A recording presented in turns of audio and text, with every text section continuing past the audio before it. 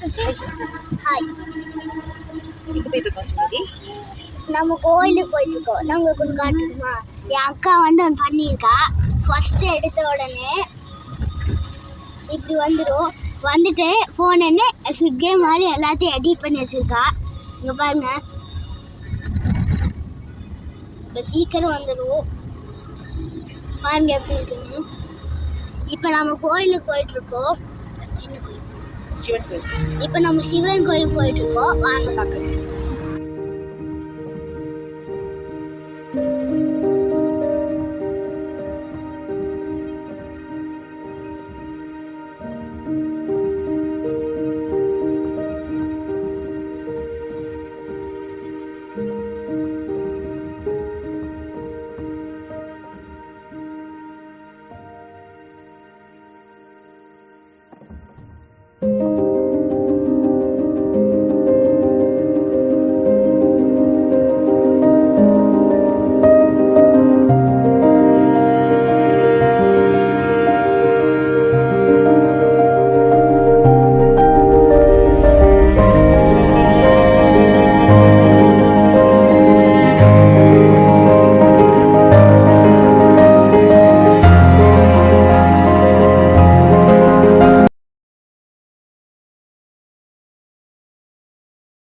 நாங்கள் பார்த்திங்கன்னா ஊத்துக்குளியிலேருந்து இப்போ வந்து சமுத்தூரில் இருக்க சிவன் கோயிலுக்கு வந்துட்டோங்க.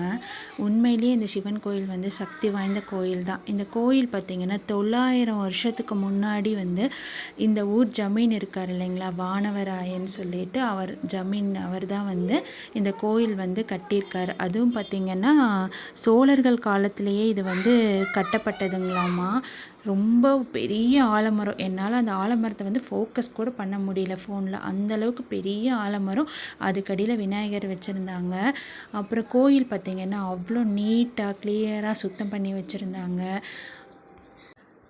4 வருஷத்துக்கு முன்னாடி தான் வந்து கோயிலில் கும்பாபிஷேகம் நடந்ததுங்க. ரொம்ப சிறப்பாக நடந்தது. எல்லோரும் லட்சக்கணக்கில் வந்திருந்தாங்கன்னு வைங்களேன்.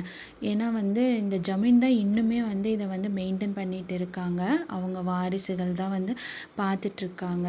ரொம்ப நீட்டாக கோயிலே வந்து அவ்வளோ சுத்தமாக வச்சுருந்தாங்க. உள்ளே வந்து சாமிக்கெல்லாம் வீடியோலாம் எடுக்காதீங்க, ஃபோட்டோலாம் எடுக்காதீங்கன்னாங்க. நாங்களும் எடுக்கலை. முன்னாடி இருக்கிற சாமிகிட்ட மட்டும் பூஜை பண்ணிக்கிட்டு அதை மட்டும் நான் வீடியோ எடுத்ததில் போட்டுருவேன். உள்ளே இருக்கிற சிவனை வந்து நான் எடுக்கலை. சிவன் ரொம்ப அழகாக இருந்தாங்க. இந்த மாதிரி பிரதோஷம், அப்புறம் அமாவாசை, இந்த மாதிரி நாள்லலாம் வந்து பூஜையெல்லாம் இங்கே வந்து சிவனுக்கு வந்து நல்லபடியாக நடக்கும். நிறைய பேர் வருவாங்க. அதாவது இந்த பொள்ளாச்சி சர்க்கிளில் இருக்கிறவங்களே வந்து இங்கே வருவாங்க. கண்டிப்பாக சமுத்திரை தாண்டி போகிறீங்கன்னா கண்டிப்பாக சிவன் கோயிலுக்கு ஒரு வாட்டி போயிட்டு வாங்க. உண்மையிலேயே நினச்ச விஷயங்கள் இந்த கோயிலுக்கு போய் நீங்கள் மனசார வேண்டினீங்கன்னா அது கண்டிப்பாக நடக்கும். என்னை விட என்னோடய ஹஸ்பண்டுக்கு தான் வந்து இந்த சாமியோட அந்த ஒரு ஈர்ப்புன்னு சொல்லுவாங்கள்ல, அது அவர்கிட்ட நிறையாவே இருக்குது. அவர் போகலான்னு சொன்னால் நாங்களும் கிளம்பிடுவோம். இப்போல்லாம் குழந்தைங்க வெளியே போகலான்னு கூப்பிட்டா வர்றதே இல்லைங்க. அவங்க அப்படி சொல்கிறாங்களேன்றதுக்காக நம்மளும் விட முடியாது இல்லைங்களா. அதனால் என் ஹஸ்பண்ட் எப்போ கோயிலுக்கு கூப்பிட்டாலும் அவங்களையும் எப்படியாவது ரெடி பண்ண வச்சு கோயிலுக்கு வந்து அடிக்கடி கூட்டிகிட்டு போகணும். அவங்களுக்கு அந்த விஷயங்கள் எல்லாமே மனசில் வரணும். கோயிலில் வந்து நம்ம அதிகமாக சாமி கும்பிட்றோம் அப்படின்னா நிறைய கெட்ட விஷயங்கள் எதுவுமே நம்ம மைண்டுக்கு வந்து தோணாது. கெட்ட விஷயங்களை நினைக்க வராது. அதனால் கண்டிப்பாக வந்து குழந்தைகளை வந்து கோயிலுக்கு கூட்டிகிட்டு போங்க.